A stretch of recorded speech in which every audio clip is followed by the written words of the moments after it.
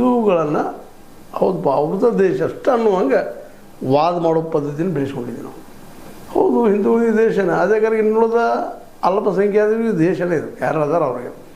ಅದು ಮೂಲಭೂತವಾಗಿ ಸಂವಿಧಾನ ತಯಾರು ಮಾಡುವಲ್ಲಿ ಅಂಬೇಡ್ಕರ್ ಇರ್ಬೋದು, ಗಾಂಧಿ ಇರ್ಬೋದು, ನೆಹರು ಇರ್ಬೋದು, ಇನ್ನುಳಿದ ರಾಜೇಂದ್ರ ಪ್ರಸಾದ್, ಬಾಬು ರಾಜೇಂದ್ರ ಪ್ರಸಾದ್ ಇರ್ಬೋದು, ಪಟೇಲ್ ಇರ್ಬೋದು, ಎಲ್ಲರೂ ಒಂದು ಚಿಂತನೆ ಮಾಡಿ ಇದಕ್ಕೆ ಒಂದು ರೂಪ ಕೊಟ್ಟಂಥವ್ರು. ಸ್ವತಂತ್ರವಾದ ಮೀಡಿಯಾಗೆ ಬೇಕಾಗಿರುವುದು ಸ್ವತಂತ್ರ ಧ್ವನಿ. ಆ ಸ್ವತಂತ್ರ ಧ್ವನಿ ಉಳಿಸಲು ನೀವು ಮಾಡಬೇಕಾದದ್ದು ಇಷ್ಟೇ. ಅದೇನಪ್ಪಾ ಅಂತಂತಂದ್ರೆ ನಿಮ್ಮ ಕೈಲಾದಷ್ಟು ಸಹಾಯ ಈ ಚಾನಲ್ಗೆ ಮಾಡಿ ಹಾಗೂ ನಿಮ್ಮ ಧ್ವನಿಯನ್ನು ಕಾಪಾಡಿಕೊಳ್ಳಿ. ಅದರಲ್ಲಿ ಉಗ್ರವಾದಿಗಳು ಇದ್ದರು, ಸೌಮ್ಯವಾದಿಗಳು ಇದ್ದರು, ಪ್ರೀತಿ ಮಾಡುವಂಥ ಜನರು ಇದ್ದರು, ಕಮ್ಯುನಿಸ್ಟರು ಇದ್ದರು, ನಾನ್ ಕಮ್ಯುನಿಸ್ಟರು ಇದ್ದರು, ಎಲ್ಲರೂ ಕೂಡ ದೇಶ ರಚನೆ ಆಗ್ಯದ.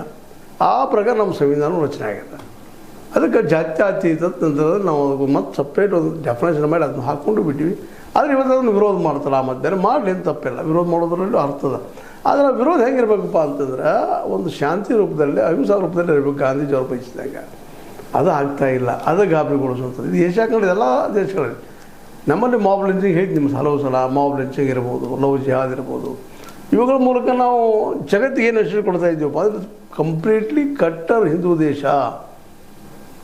ಅನ್ನುವಂಥ ಮೆಸೇಜ್ ನಮ್ಮದು ಹೋಗ್ಲಿಕ್ಕೆ ಆಗ್ತದೆ. ನಾವು ಅಂತಿರ್ಬೋದು, ನಮ್ಮ ದೇಶ ನಮ್ಮ ಪ್ರೀತಿ ಮಾಡೋದು ಹೆಂಗೆ ರೀ ಅಂತಿಲ್ಲ, ನಾವು ಅನ್ಬೋದು.